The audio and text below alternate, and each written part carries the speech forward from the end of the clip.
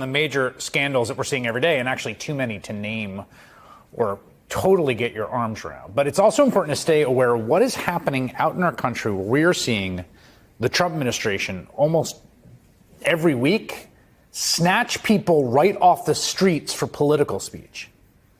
The latest, most chilling example happened yesterday outside Boston, when a PhD student and Fulbright scholar at Tufts University was taken off a residential street in Somerville, Massachusetts at 5:15 p.m. yesterday.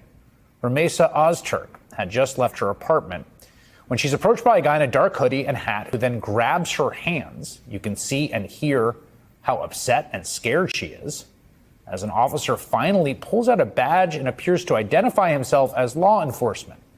She is quickly surrounded by half a dozen, I guess, cops, all in street clothes, covering their faces with masks. They take her cell phone. They physically remove her. Yeah, you don't look like it. Why are you hiding your faces? Why are you hiding your faces? The masked police lead the terrified woman to their unmarked vehicles and drive off.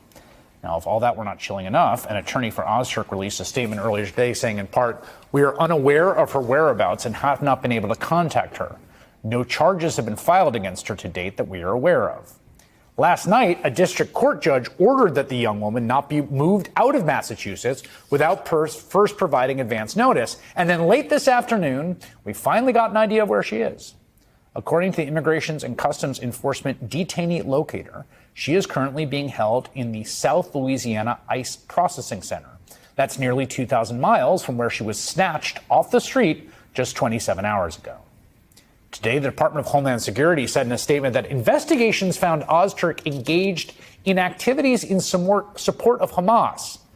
But again, she's not charged with any crime. The activities she is accused of seem to be that she co-wrote an editorial in the Tufts school newspaper that was published a year ago today, writing, quote, "We affirm the equal dignity and humanity of all people," specifically referencing Palestinians, going on to quote the author James Baldwin and challenging the university president to, quote, "acknowledge the Palestinian genocide and embrace efforts by students to evaluate diverse and sometimes contradictory ideas and opinions."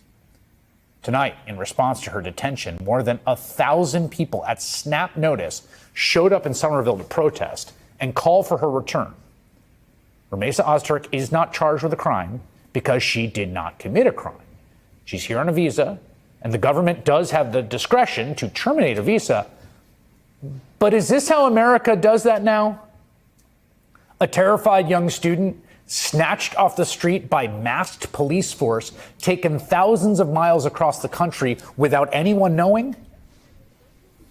It is as flatly authoritarian as anything we have seen in this country.